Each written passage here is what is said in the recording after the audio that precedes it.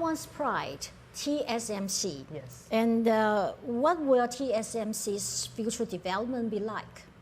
I think it will be very good after 2026.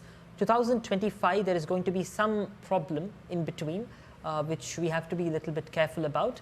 But overall, TSMC will continue to be a very valuable company. Oh, I remember you precisely predicted the COVID-19 pandemic. Yes. How did you make it? So that was a mix of data and intuition. So on one side, I had a lot of data about the world. I was just going through a long list of events in the world for the last 2,000 years, different diseases, different wars, epidemics, pandemics, and correlating those to planetary combinations. And then one day when I was just sitting in my terrace, I was just finished my morning meditation and coming down when something just struck me that there is probably some dangerous event that is about to happen to the world.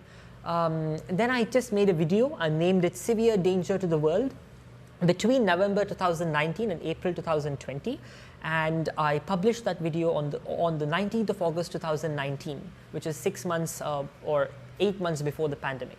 So that video went viral later on because I had talked about a world war or a pandemic in that. I gave two possibilities, but one thing was clear, that there would be severe danger to the world. Can you make a daring prediction that who will be the next US president? Donald Trump or Kamala Harris?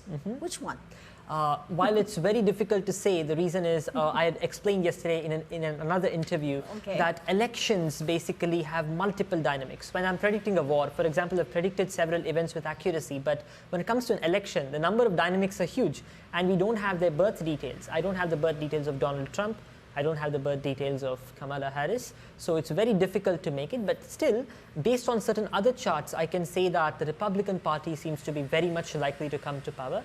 And I have not yet made a detailed analysis of this, but looks like very much Donald Trump.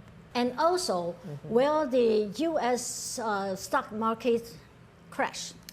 The U.S. stock market, I wouldn't say it would crash actually. 2025 seems to be a difficult year, but it wouldn't crash in the sense of a crash. It might correct a little bit, but not crash.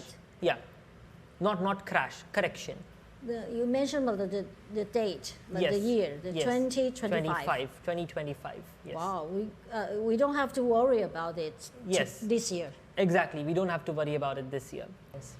Taiwan's pride, TSMC. Yes. And what will TSMC's future development be like?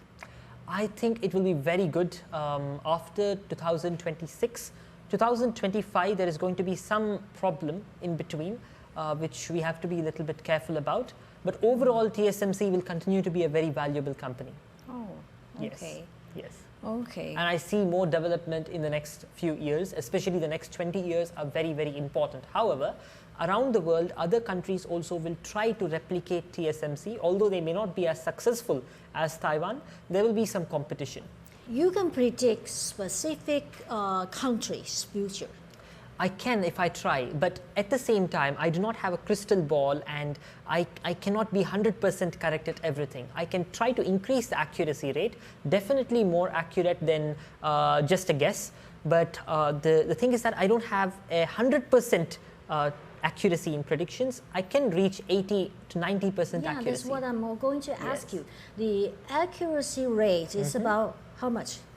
My accuracy rate is above 80% most of the time. And there is a rumor in Taiwan that some people think, most people do believe that these predictions have been made accurately, but some people think that I make many predictions and one of them comes right.